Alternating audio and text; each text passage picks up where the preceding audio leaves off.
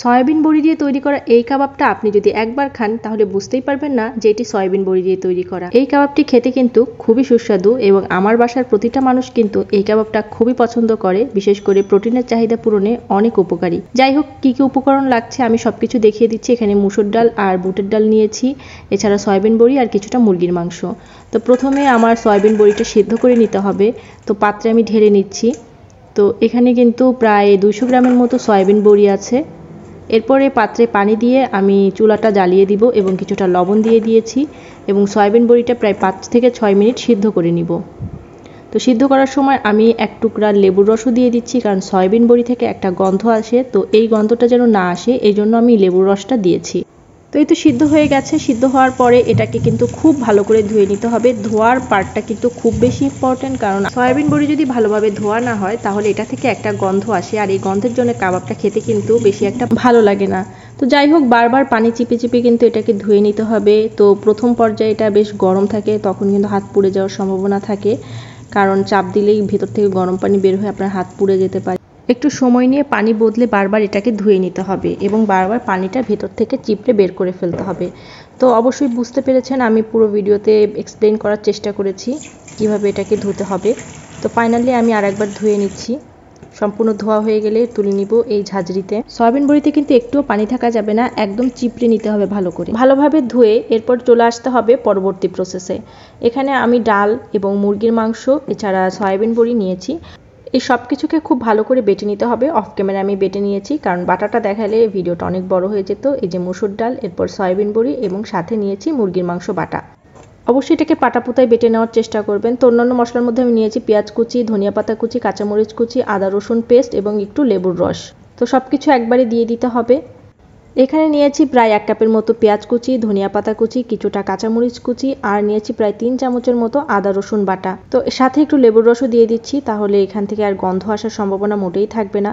অন্যান্য মশলার মধ্যে দিয়েছি গোলমরিচের গুঁড়া, হলুদের গুঁড়া, তারপর দিচ্ছি গরম মশলার গুঁড়া, এটা রাঁধুনির গরম মশলার গুঁড়া, তারপর দিয়েছি একটু টেস্টিং সল্টটা অ্যাভয়েড করতে পারেন, তারপর দিচ্ছি সাধারণ লবণ।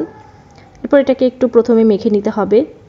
সাথে আরও কিছু মশলা আমি অ্যাড করব, বারবার মেখে নিব এবং তারপরে আস্তে আস্তে অ্যাড করবে। এ পর্যায়ে 1 চামচের মতো সয়া সস দিয়ে দিলাম, তারপর দিয়েছি একটা আস্ত ডিম কতটা অ্যাড করবেন এটা ডিপেন্ড করবে আপনার এই মিশ্রণটা কতটা শক্ত বা কতটা নরমের উপর। যদি খুব বেশি নরম হয় তাহলে একটা ডিমের প্রয়োজন নেই, আর যদি একটু শক্ত হয় তাহলে 2টা ডিম দিতে পারেন। তো এখানে আমি স্বপ্নের কাবাব মশলাটা দিচ্ছি, এখানে প্রায় 1.5 চামচের মতো কাবাব মশলা আমি দিয়েছি। তো স্বপ্নের কাবাব মশলাটা কিন্তু স্বাদ গন্ধ অনেক ভালো লেগেছে আমার কাছে। তো মিশ্রণটা মাখা হয়ে গেল। এখন আমি এটাকে যেহেতু ফ্রোজেন করব, তো আমি ছোট ছোট বল করে করে এই ট্রেতে সাজিয়ে নিচ্ছি এবং বেশ কয়েকটা পাত্রে এটাকে সাজিয়ে আমি ডিপ ফ্রিজে সংরক্ষণ করে তারপর একটা জিপলক ব্যাগে রাখবো। তো হাত দিয়ে আপনি এটার একটা আকার দিয়ে নেবেন, আপনি কতটুকু বড় বা ছোট রাখতে চান সেটা আপনি দেখে নেবেন। তো যে ট্রেতে রাখবেন অবশ্যই সেটা তেল ব্রাশ করে রাখবেন, তাহলে পরবর্তীতে তুলতে আপনার সুবিধা হবে। তো আমি ছোট ছোট করেই বানাচ্ছি, কারণ খুব বেশি বড় করলে যেটা হবে যে ভাজার সময় উপরে তাড়াতাড়ি পুড়ে যাবে আর ভেতরটা কাঁচা থেকে যাবে, তাই পাতলা করে ছোট করে বানালেই ভালো। তো আমি সবগুলো বানিয়ে নিয়েছি এবং আমি সাথে সাথে আপনাদের ভেজেও দেখাচ্ছি। এই যে কিছুটা ফ্রিজে অলরেডি ফ্রোজেন করা ছিল, আর আজকে যেগুলো বানিয়েছি সেগুলোও আমি ভেজে দেখাবো এবং ফ্রোজেনগুলো আমি ভেজে দেখাবো যে কোনটা কেমন হয়। তো এই কাবাব ভাজার সময় অবশ্যই চুলার জালটা লো টু মিডিয়াম রাখতে হবে। খুব বেশি জাল দিলে যেটা হবে উপর থেকে পুড়ে যাবে আর ভেতরটা একদম কাঁচা রয়ে যাবে, তখন কিন্তু খেতে ভালো লাগবে না। তো আমি কিন্তু অল্প জালে আস্তে আস্তে করে দুপাশ বাদামি করে ভেজে নিচ্ছি। যেহেতু এটা আমি সাথে সাথে বানিয়ে ভেজে নিচ্ছি তাই অল্প জালে ভাজছি, কিন্তু যেগুলো ফ্রোজেন সেগুলো কিন্তু প্রথমেই জালটা বেশ বাড়িয়ে দিয়ে তারপরে পরবর্তীতে জালটা কমিয়ে দিতে হবে, কারণ ফ্রোজেন জিনিস চুলায় দেওয়ার সাথে সাথে তেলটাকে ঠান্ডা করে দেয়। তো মানে কিন্তু দেখেন ফ্রোজেনটা আমি ভেজে নিচ্ছি, দেওয়ার সাথে সাথে তেল ছিটছে। তো এখানে একটু সাবধানতা কিন্তু অবলম্বন করতে হবে, নাহলে কিন্তু পুড়ে যেতে পারেন।